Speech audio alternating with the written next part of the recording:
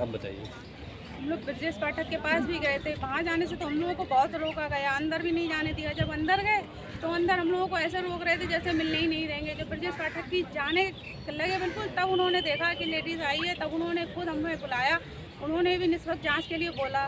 उसके बाद उनकी जो मतलब कार्यकर्ता हैं रेणु गौड़, वो आई हमारे घर एक दिन केवल। उन्होंने ये बात बोली कि हम स्कूल गए थे, सीसीटीवी देखकर आए, आपका बच्चा कूद गया है। तो हमने कहा आपने सिर्फ देखा है कूदते हुए, तो आपने नहीं देखा, फिर आपने क्यों ये बात बोली है? उसके बाद उनकी कोई अभी तक कार्रवाई का कोई वो नहीं है। मुख्यमंत्री जी का जो एक जीरो टॉलरेंस की नीति चल रही है उत्तर प्रदेश में, वो क्या आपको कहीं भी नज़र आता है पूरे उत्तर प्रदेश में? मुझे तो नहीं समझ। क्योंकि एक महिला होकर के और आपको ही अगर नहीं सुन रहे हैं तो फिर इनकी पोर्टल पे डाल चुके हैं, पोर्टल पे भी कई बार डाला है। किस पोर्टल पर डाला आपने?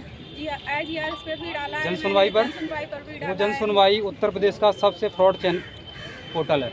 उस पर कोई भी कार्रवाई नहीं होती है। उस पर दलाल बैठे हुए हैं, जितने अधिकारी हैं वो गलत रिपोर्ट लगा करके आपकी समस्या को सॉल्व दिखा देते हैं। मैंने कम से कम 6-7 बार कॉल भी किया, 10-76, कोई भी कार्रवाई नहीं है।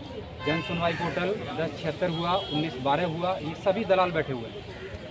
और भारतीय जनता पार्टी में सबसे बड़ा दलाली का खेल चालू है।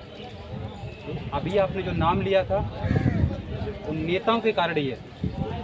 जो जयवीर सिंह है, दलालों की शरण है, पर्यटन मंत्री हैं, उन्होंने तो बात भी नहीं और की थी। उनके रहते हुए मैनपुरी के अंदर जितने भी घटनाएं हो रही हैं, सभी घटनाओं में उन्हीं का हाथ है। उन्हीं के आदमियों के द्वारा ये घटनाएं हो रही हैं, लेकिन वो सबको बचाने का प्रयास कर रहे हैं।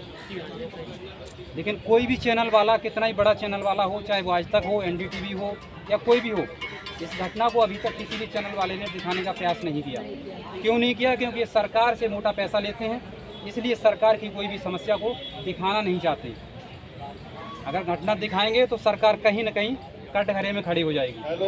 लेकिन मैं पूरा प्रयास करूंगा सरकार तक पहुंचाने के लिए, और सरकार इस घटना पर संज्ञान लेकर आपको न्याय जरूर देगी। भैया, मैनपुरी जिला में जो 2 बीजेपी के विधायक हैं, दोनों बीजेपी का पूरा कोई काम नहीं कर रहे हैं। सर्वप्रथम गोवा विधानसभा से राम नरेश अवस्थी, वो बिल्कुल पंडितों के पक्ष में पूरा केस लेते हैं, और सदर विधायक जयवीर सिंह ठाकुर, वो ठाकुरों का पक्ष लेता है। हमारे समाज को कोई उससे पूछता ही नहीं है। लेकिन आप लोग जागरूक क्यों नहीं होते? जागरूक होंगे अब होंगे जब घटना है उस पर भी हम आपको संज्ञान में कुछ वार्ता रखेंगे। 3 घटनाएं हैं। एक तो हमारे वंश कश्यप की हो गई बेटे की, दूसरा बेचेलाल कश्यप की हो गई, उसको भी जिंदा जला के मार दिया गया। यही शासन प्रशासन है, इसीलिए हमने सरकार बनाई थी कि हमारे समाज की हत्या। और गीता कश्यप को आज तक इंसाफ नहीं मिला, ये बहन भी भटकती फिर आज एक नन्हे से बच्चों को भी इंसाफ ये सरकार नहीं दे सकती। तो ऐसी सरकार को काट फेंकने का हमारा भी कर्तव्य बनता है, जो हमें इंसाफ देने का काम नहीं करती। सबसे बड़ी उत्तर प्रदेश में विडम्बना है कश्यप समाज के लोगों के लिए कि वो आपस में एकजुट नहीं होना चाहते। सबसे बड़ी मैं ये कहूँगी, मैं दुर्भाग्य बोलूँगी इस कश्यप समाज का। अगर हमारे समाज के कुछ नेता उनके दलाल बन के बैठ भी गए, सोशल मीडिया के माध्यम से मैं कहना चाहूँगी, नरेंद्र कश्यप जी के पास इन्होंने अपील लगाई, नरेंद्र कश्यप जी के पास ही बेचेलाल कश्यप की भी अपील लगी, भाई सोनू कश्यप की भी लगी, और जो ये हमारे शालू बेटी की और गीता कश्यप की भी वहाँ पे अपील लगी। क्या इसीलिए इनको नेता बनाया था? दिल्ली में बैठे हमारे समाज के नेता ना तो वही कोई कार्रवाई करना चाहते हैं और ना शासन प्रशासन कार्रवाई करना चाहता है। ये कहते हैं बेटी बचाओ बेटी पढ़ाओ, ये महिलाओं की ही नहीं सुनवाई करते तो किसके लिए काम करेंगे? झूठे आश्वासन देकर झूठी बातें करने वाली सरकार, निकम्मी सरकार, इन्होंने केवल जाति और धर्म की लड़ाई करके इस देश को बंटवारे में बांटने का काम किया है, लेकिन किसी को इंसाफ देने का काम नहीं किया है। इसीलिए हम इस सरकार का विरोध करते हैं। मैं सुनीता कश्यप शामली विधानसभा से उनके सरकार का विरोध करती हूँ, योगी जी का और मोदी जी का। मैंने उन्हें 16 तारीख को जो मेरठ में मिनिस्ट्री पर हमने धरना दिया था, वहाँ से मैंने अपील की थी हाथ जोड़ के, माननीय योगी जी, माननीय प्रधानमंत्री जी, मेरे समाज के साथ हो रहे अन्य अत्याचार, और एक हमारी बहन बेटी दलित समाज की, उसके साथ जो उसकी माँ को काट के मार दिया गया, उसको अगवा कर लिया गया था। क्या ऐसी सरकार आप उत्तर प्रदेश के अंदर बना रहे हो जहाँ बहन बेटियों को, कहने का मतलब यह है कि आपकी बहन बेटियां तो बहन बेटियां हैं, लेकिन हम दलितों की बहन बेटियां आपके लिए बहन बेटियां नहीं हैं। आप लोग हमें कीड़े मकोड़े के समान समझते हो, इसीलिए हमें सिर्फ लेबर और वोट के रूप में जानना पसंद करते हो। इसके अलावा आप हमें अधिकार और शासन और प्रशासन में किसी भी प्रकार की सरकार की तरफ से योजना देना पसंद नहीं करते। हमारा समाज ऐसे ही रोता रहता है, बिलखता रहता है और इनकी हत्याएं होती रहती है, इनको जिंदा जला के मारा जाता है।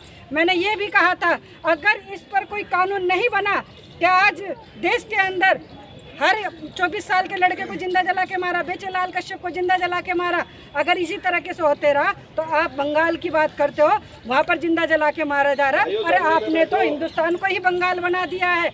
आप क्या करेंगे? किस बात की सरकार है आपकी? आप 2014 से आए, जब तक मजदूर आपसे दुखी, किसान आपसे दुखी, शासन प्रशासन के जितने भी लोग हैं वो आपसे दुखी। आप सिस्टम को करप्ट तरीके से चलाते हो और नई सिस्टम में ऐसा कोई प्रावधान लेकर आते हो जिससे गरीबों को इंसाफ मिले।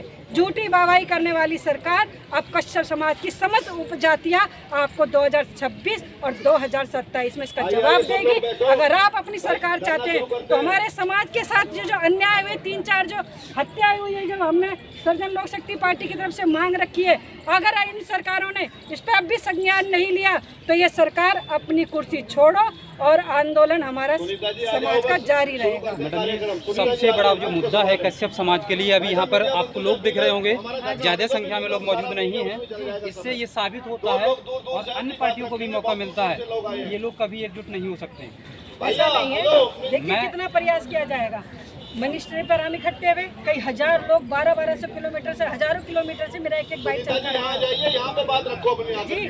तो ऐसा नहीं है, लेकिन समाज थक जाता है कुछ हद तक है, क्योंकि हमारा समाज गरीब है, मजदूर है, बेचारे 2 वक्त की रोटी के लिए अपने कमाने भी जाते हैं। इसका मतलब ये नहीं है कि समाज अनसुनी करेगी और हमारे तरफ उंगली उठाकर अपने आप को बचाने का काम करेगी। अभी कश्यप समाज के लिए मौका है, 2026 में पंचायत चुनाव होने वाले हैं। अगर इस पंचायत चुनाव में पूरे कश्यप समाज ने अपनी एकता नहीं दिखाई तो शायद है कि मौका उनको कभी नहीं मिलेगा अपने हक को लेने के लिए। बिल्कुल आपने सही कहा, आपकी बार ऐसा नहीं होगा, चाहे यहाँ मेरा कोई भाई पहुँचा है या नहीं पहुँचा है, पूरे भारत के अंदर से मेरे समाज की जितनी भी उपजाति है, और खाली मैं कश्यप समाज की बात नहीं करूँगी, नाई, धोबी, कुमार, प्रजापति, अन्य समाज जिनके साथ भी दुर्घटना होती है, वो सब भी इस सरकार का बहिष्कार करेंगे, क्योंकि इस सरकार में न्याय नहीं मिलेगा।